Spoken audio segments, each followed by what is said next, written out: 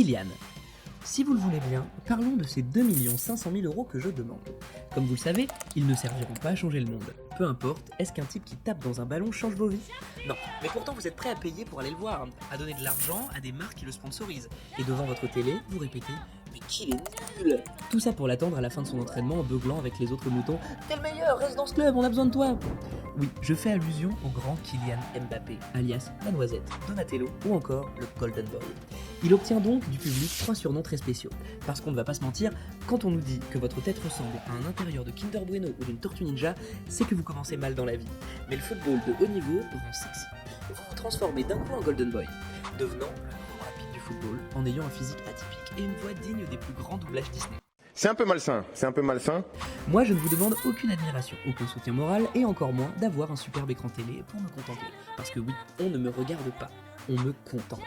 Donnez-moi votre argent, je pourrai obtenir tout ce dont j'ai besoin pour ce projet exceptionnel qui est le mien.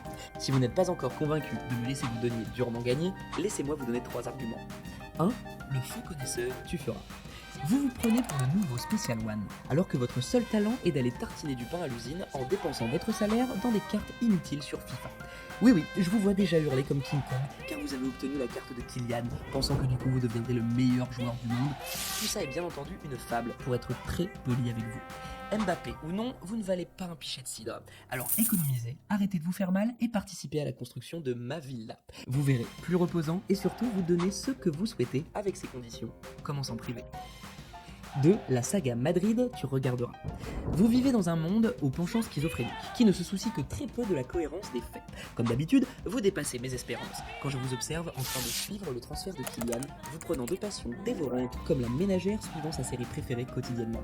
Vous y mettez toute votre énergie, ne comptant pas vos efforts pour aller débusquer la moindre info, en croyant très fort que cela changera le cours de votre existence.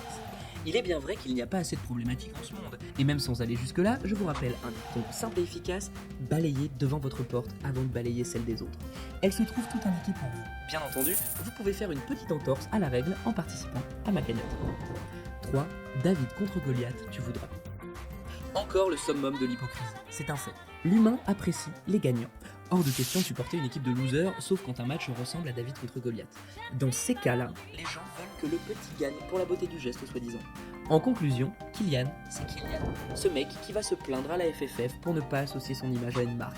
A contrario, aucun souci pour représenter le Qatar. Il est clair que la contradiction à la carte est bien à la mode dans ce nouveau monde.